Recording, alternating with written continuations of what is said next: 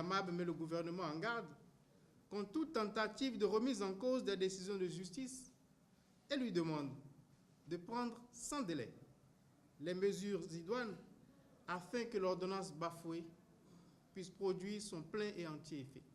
Une mise en garde sévère de magistrats adressée à un gouvernement et à son chef, ça n'arrive pas tous les jours. C'est que les magistrats béninois sont en colère, très remontés contre le pouvoir du président Patrice Talon, qu'ils accusent d'avoir cautionné le non-respect de la décision du tribunal de Porto Novo, ordonnant la suspension de l'Assemblée générale de la Fédération béninoise de football, cela en réponse à une requête adressée par une vingtaine de clubs. Le président du tribunal de première instance de première classe de Porto Novo a ordonné la suspension sans délai du congrès électif de la Fédération béninoise de football, prévu pour se tenir le vendredi 10 juin 2016.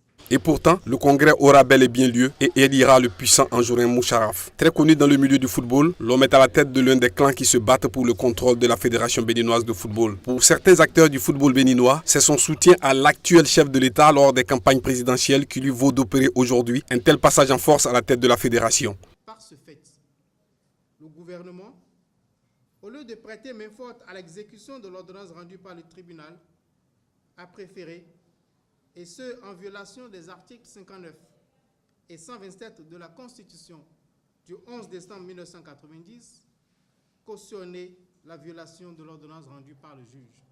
Au vu des faits dénoncés par les magistrats, il faut craindre que le Bénin, qui sort à peine d'une suspension de la FIFA grâce notamment à une offensive de son ministre des Sports, retombe sous le coup d'une autre sanction de l'instance internationale.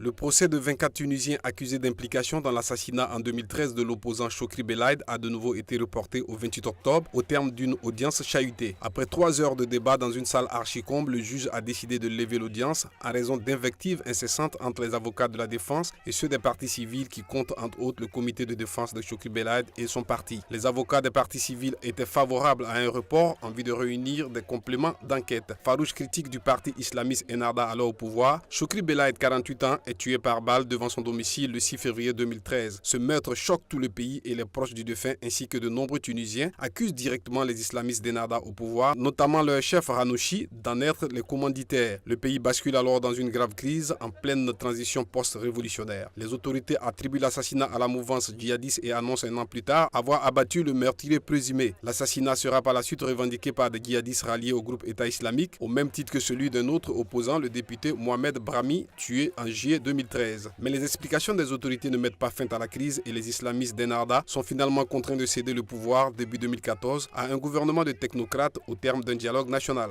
Le mystère autour de l'assassinat des deux opposants est jusque-là resté sans réponse et donc ce procès était très attendu. Répondant à l'appel du parti de Belaïd, le Front populaire, des manifestants sont parvenus à entrer dans la salle d'audience criant « Le peuple veut une magistrature indépendante ». 23 des 24 accusés sont en détention préventive et plus de la moitié d'entre eux a refusé de se présenter devant le tribunal vendredi.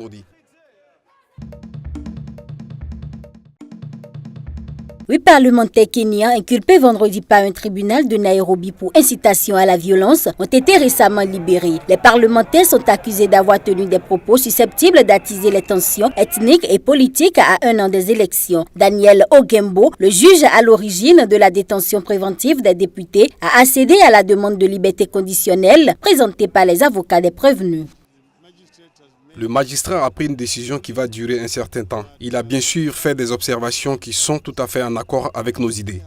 Les prévenus recouvrent la liberté mais devront chacun payer une caution de montant compris entre 8 700 et 2 600 euros. Plusieurs diplomates en poste au Kenya et des observateurs craignent que les tensions politiques et ethniques déjà élevées dans le pays ne s'exacerbent d'ici les élections d'août 2017. En 2007, des violences post-électorales avaient fait plusieurs morts et entraîné des poursuites de la CPI contre le président Uhuru Kenyatta et le vice-président William Ruto. Des charges qui seront finalement abandonnées.